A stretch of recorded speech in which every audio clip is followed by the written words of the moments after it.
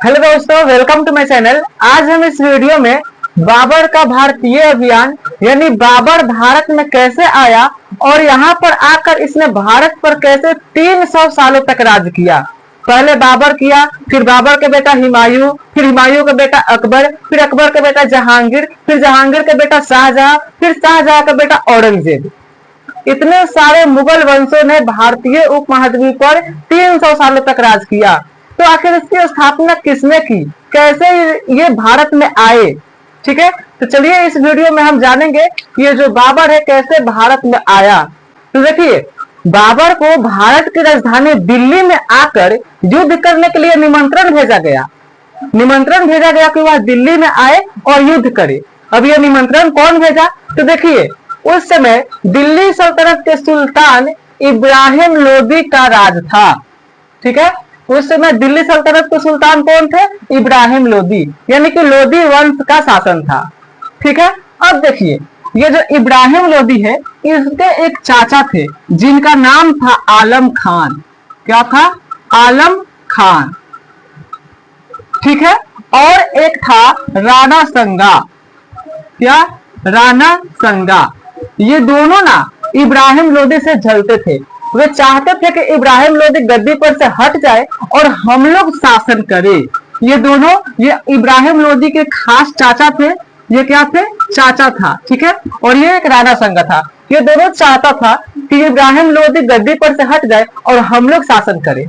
ठीक है, तो इन दोनों ने ही बाबर के पास निमंत्रण भेजा कि वह आए और दिल्ली में आकर युद्ध करे और इब्राहिम लोदी को गद्दी पर से हटा दे और हम लोग को गद्दी पर बैठा दे और कुछ यहाँ से थोड़ा सा लूटपाट करके चला जाए। ठीक है, तो इसीलिए ये बाबर के पास निमंत्रण भेजा। कौन? इब्राहिम लोदी के खास चाचा आलम खान और राणा संगा। ठीक है, अब क्या किया कि बाबर आया। ठीक है, बाबर आया और यहाँ पर युद्ध भी किया। बाबर आया और युद्ध किया। युद्ध में इब्राहिम लोदी हार गया और बाबर जीत गया। ठीक है, जबकि इब्राहिम लोदी के पास बहुत सारे सैनिक थे, बहुत सारे हाथी थे और बाबर के पास मात्र 15,000 सैनिक थे। कितने? 15,000 सैनिक थे। ठीक है, और इब्राहिम लोदी के पास ना 1 लाख सैनिक थे। फिर भी ये हार गया। लेकिन बाबर के पास 24-25 के लगभग तोप। ठीक है, और ये इब्राहिम लोदी के पास लगभग 1,000 हाथी था। ठीक है, तो देख लीजिए, बस इस बाबर के पास क्या था? तोप था, जिसके कारण कि इब्राहिम लोदी हार गया। ठीक है, और इब्राहिम लोदी के विरोधी में इससे खुद आलम खान जो चाचा है और ये राणा संगा हो गए थे। ठीक है, तो बाबर के पास 15,000 ही सैनिक थे और कुछ तोपें थी। तो ये तोप युद्ध को जीतने में बहुत ही सहायता किया। ठीक है, तो क्या हुआ कि ये जो बाबर है ना, एक रणनीति के अनुसार आया। एक रणनीति के अनुसार इसने युद्ध किया। ठीक है, कौन सा रणनीति था? तो अर्धचंद्राकार। क्या था? अर्धचंद्राकार। देखिए, अर्धचंद्राकार।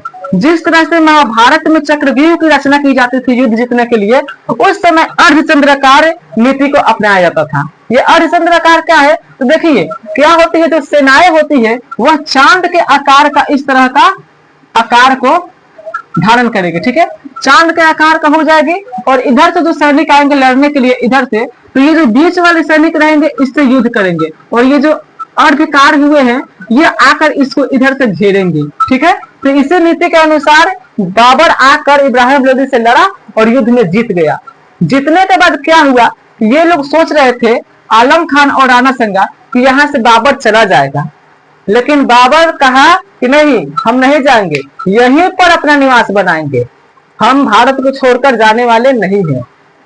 ठीक है, इन लोगों सोचे थे लालच में आकर कि यहाँ से बाबर चला जाएगा, लेकिन बाबर कहा कि हम नहीं जाएंगे, हम यहीं पर अपना क्या बनाएंगे? निवास बनाएंगे। ठीक है, यहीं पर रहेंगे। अब ये जो राणा संगा था इसको बुरा लगने लगा। राणा संगा ने इसका विरोध किया कि नहीं, तुमको जाना होगा। तो अब राणा संगा के साथ वो युद्ध करने लगा। इसने निमंत्रण भेजा था युद्ध की, आकर युद्ध करे। अब उसको खराब लगने लगा कि यहीं पर रहेगा तो हम लोग को गद्दी नहीं मिलेगी, तो राणा संगा इसका विरोध करने लगा। तो बाबर ने इसके साथ भी युद्ध करना शुरू कर दिया, जो कि खानवा का युद्ध कहलाया। क्या? खानवा का युद्ध, जो कितना में हुआ? 1527 ईस्वी में हुआ था। 1527 ईस्वी में बाबर और राणा संगा के बीच युद्ध हुआ, जिसे खानवा का युद्ध के नाम से जाना जाता है। और इसमें भी बाबर क्या हुआ? जीत गया। बाबर जब खानवा का युद्ध राणा संगा के साथ करके जीत गया, तब इसने भारत पर अपने मुगल वंश का पूरी तरह से स्थापना कर दिया। ठीक है, यानी कि यहाँ पर अपना पैर जमा लिया भारत पर, मुगल वंश की स्थापना कर दिया। उसके बाद देखिए बाबर ने फिर और 2-3 युद्ध किए हैं। घाघरा का युद्ध इसने 1529 ईस्वी में किया, जो कि घाघरा नदी के किनारे हुआ। फिर चंदेरी युद्ध किया, जो कि 1528 ईस्वी में किया मेदिनी राय के साथ। और घाघरा युद्ध इसने महमूद लोदी के साथ किया था 1529 में। अब इसकी मृत्यु हो गई 26 दिसंबर 1530 को, 26 दिसंबर 1530 को। ठीक है, और एक बात सुनिए, जब ये पानीपत का युद्ध आया था करने, बाबर, जो दिल्ली में इब्राहिम लोदी और बाबर के बीच में युद्ध हुआ था, पानीपत का युद्ध 1526 ईस्वी में, जब वह पानीपत का प्रथम युद्ध जीत गया ना इब्राहिम लोदी को हराकर, तो उसने शाहरुख नामक चांदी के सिक्के, क्या? शाहरुख नामक चांदी के सिक्के काबुल वासियों को बंटवाया था, जहां पर इसने एक उपाधि प्राप्त की, कलंदर दानी। क्या? कलंदर दानी का उपाधि को प्राप्त किया था इसने, कलंदर दानी। ठीक है, तो देखिए इसका मृत्यु कब हो गया? 26 दिसंबर 1530 ईस्वी को। और इसे आगरा में दफनाया गया, लेकिन इसकी चाहत थी कि हमें काबुल में जाकर दफनाया जाए, तो इसकी कब्र को फिर निकाला गया और इसे जाकर काबुल में फिर से दफनाया गया। ठीक है, तो ये रहा बाबर के जीवन काल में लड़ा गया युद्ध, और इसने आकर भारत पर किस तरह से मुगल वंशों की स्थापना की, इसका इतिहास।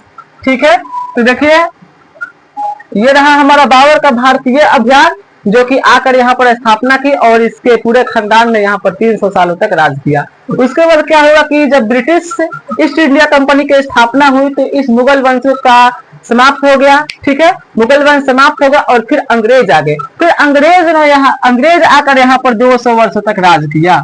ठीक है, उसके बाद जाकर हमें फिर 15 अगस्त 1947 को आजादी मिली। ठीक है, तो ये रहा बाबर का भारतीय अभियान और बाबर का इतिहास। ठीक, तो उम्मीद करता हूँ कि आपको वीडियो अच्छी लगी होगी। ये वीडियो अच्छी लगी होगी तो चैनल को सब्सक्राइब जरूर कीजिएगा।